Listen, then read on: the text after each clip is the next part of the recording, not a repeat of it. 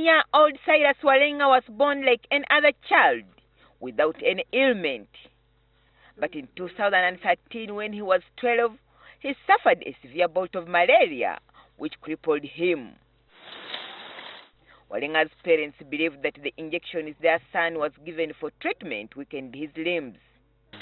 At the time he was disabled, the budding youngster was a primary 6 pupil at Bududa Primary School in Wanale Sub-County, Mbale District.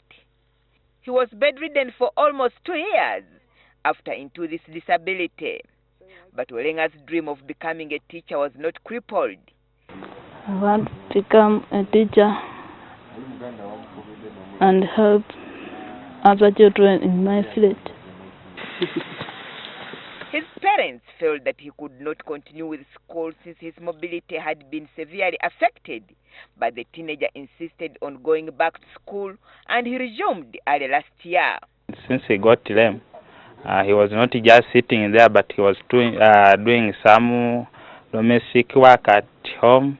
Has been grazing cows, digging, fetching water. Every school day, he is up by sunrise and heads to the garden where he works until 7:30 a.m.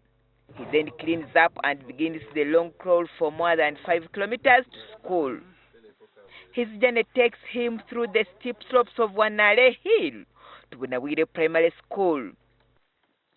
Walenga also has to cross streams and water channels every school day in his quest for education. Inevitably, he gets wet and dirty as he snakes through the narrow and muddy pathways on the usually mist mornings in this mountainous area. There is a certain river at the other side. He reaches there and tries to clean himself before he reaches the school. Crawling for this long distance takes a toll on the young man. He gets tired, but his determination to make it to school at all costs is not dampened.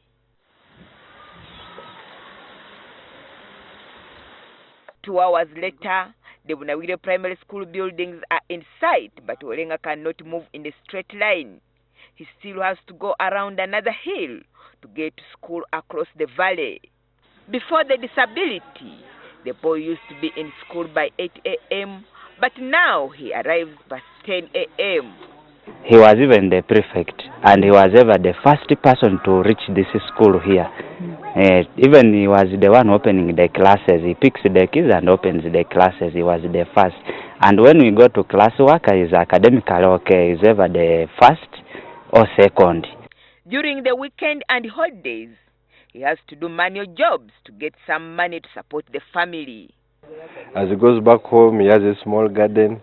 He digs, he gets some small maize and beans, which he uses to sell and buy nuts, which he fries at home, then he sells in a small center. And I just think that's amazing that he would work like that to make sure that his school fees were paid, number one, and that he would be able to eat at school. Because most of the families around this area cannot afford to pay for lunches. The administrators of Fresh Revival Fire Care Uganda, an NGO based in Mbale that supports Bududa Primary School with scholastic material, were touched by Walenga's plight and want to help him. And we spoke to the specialist, and the specialist, the surgeon in Kampala and in Entebbe, told us that indeed he will be able to walk again. He just needs surgery. But Walenga is not alone having difficulty accessing his school.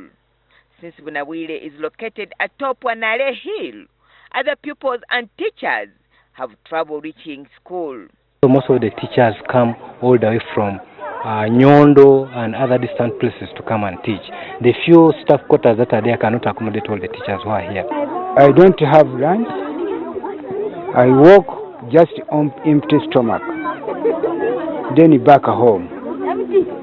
To and fro, I walk around the 30 kilometers.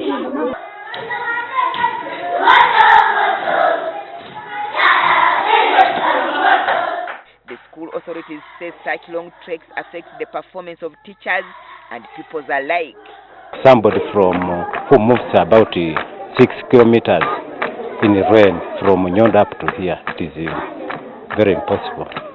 This is also contributing to school dropouts. People here don't have lunch.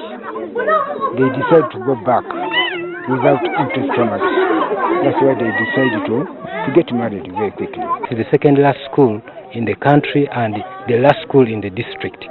So its performance since 2010 has been very, very poor. Teenage pregnancy and the need to contribute to family livelihood are some of the leading causes of dropout. Teachers have composed songs that encourage the youngsters to stay in school and aspire to complete the school circle.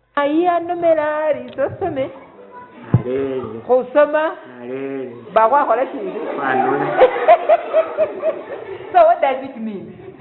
What does this song mean? It means that education is sweet. It encourages them to study very hard to know that in the future they can get a job and then they benefit from there. It has been quite a task for us to climb to and from Nawire Primary School. Yet teachers and pupils do this 5 days in a week for a full term. But to them, it's a national service as long as government fulfills their pledge of hard-to-reach allowances. Agnes Nandutu, NTV, Bunawire, Wanale in Mbale district.